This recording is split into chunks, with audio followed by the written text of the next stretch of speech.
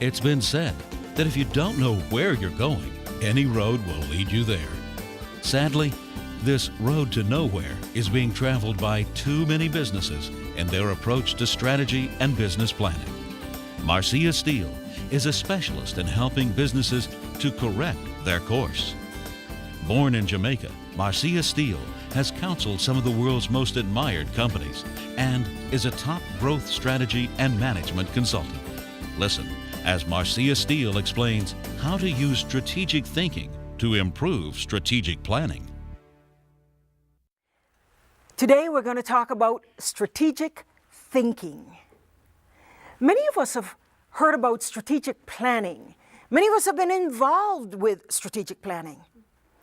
But how many of us do strategic thinking? When I have an opportunity to interview and speak with presidents and CEOs, project managers, chairmen, I ask them, what do you wish your leadership team paid more attention to? What do you wish they did more of? Many times the answer is, I wish they would think strategically. So today we're going to talk about strategic thinking. We're going to talk about 3 specific things. One, we're going to talk about strategic posture. What does that mean? Then we're going to look at how do we increase our return on investment? How do we focus so that we get the greatest leverage or the greatest return for what we do? And the third thing is a jewel. Many people don't know what makes something strategic.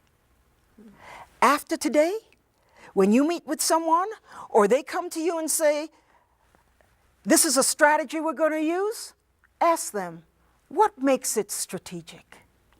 And if they can't answer, you can help them. Strategic planning isn't planning for the future. Rather, it is thinking about the future of our present decisions. So let's talk about how we're going to frame our future decisions so that we can plan to get greater results. Okay? Now here's why this is important.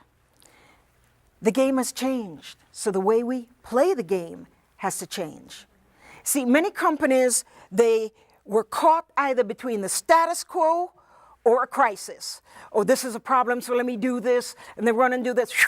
Wow, got that done. So then they go back into normalcy, complacency mode. Next crisis, so they do this little dance, okay?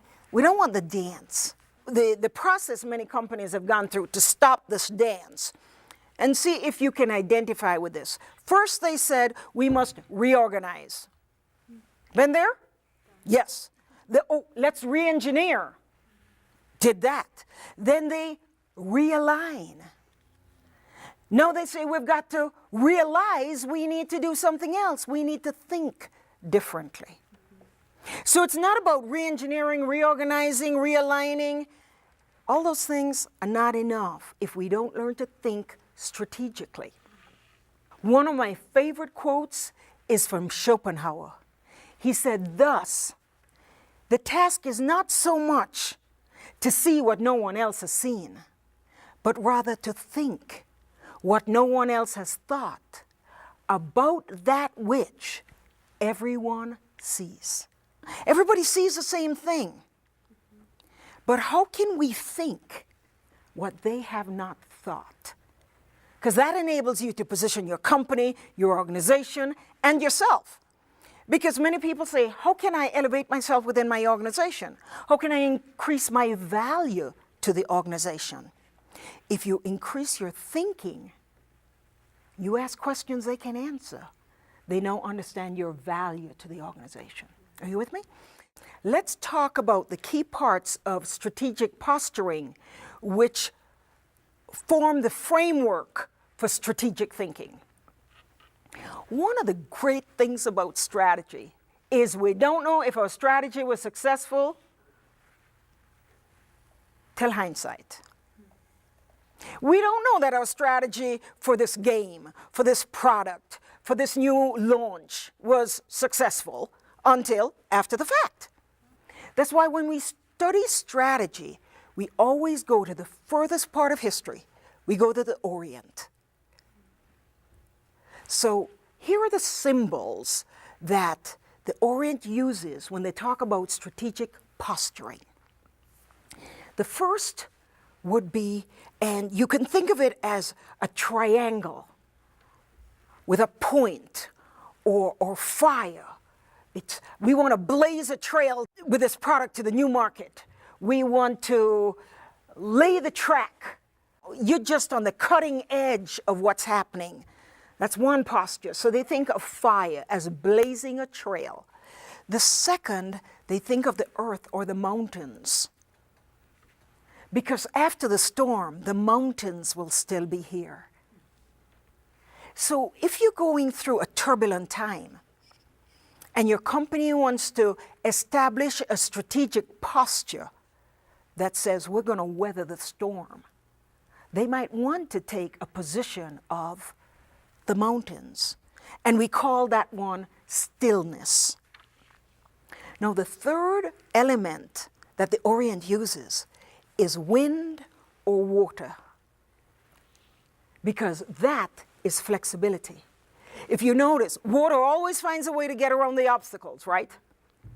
And the ultimate flexibility for a business is when the competition tries to mimic you, you just turn and do something else. Have you ever tried to hold wind? You can't. So they'll never be able to catch you. You'll always be in a winning position.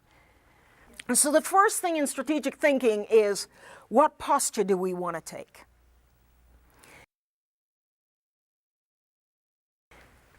Oh, the next thing is so important. Because many things are competing for our time, our resources, and we know that not every goal is equal. You have 5 things you want to purchase, 5 things you want to do, 4 initiatives for the company. Where do you put your resources? Which one has the greatest opportunity to give you that return on investment? In other words, what we're going to try to do in this next portion, which is called the strategic focus, is how do we align our strategies to get the maximum result? Think of potentially lining up, whether it is dominoes, cards, bricks, where you can hit one and it ripples through everything else. So for the same amount of effort, instead of hitting 4 different targets, dividing yourself 4 different ways, you hit one and you get maximum result from that one strategic decision. The key thing to maximizing return on investment is to establish a relationship between goals. An interesting thing can happen after you go through this exercise. Because in this exercise, we want to establish a relationship between every goal. So you will have arrows and lines going between 1 and 2, 1 and 3, 1 and 4. And you want to ask yourself, what is the driver in that relationship? What's the driver between 2 and 3? Does 2 cause 3 to happen? Or 3 causes 2 to happen? Now, some of you might say, well, none really has an effect on each other. It's neutral. I want to encourage you not to draw dual arrows because that negates each other. What has more of an impact on the other? Does this impact it or does that impact it? And you should have, since we have 4 goals, you should have 3 lines going in or out of each goal. One of the interesting things that we often see is you might think that number 1 was your number 1 goal. And when we're finished drawing the arrows and their relationship with the arrowhead, we now find that number 3 was really the most important. How do we know that number 3 was the most important? It had 3 arrows going out The goal that has the greatest number of hours going out is the driving goal, the one that has an impact on everything else. The goal that has the most hours coming in is the recipient, and we certainly wouldn't want to put all our resources there. Look at the initiative, the goal that has the maximum drivers.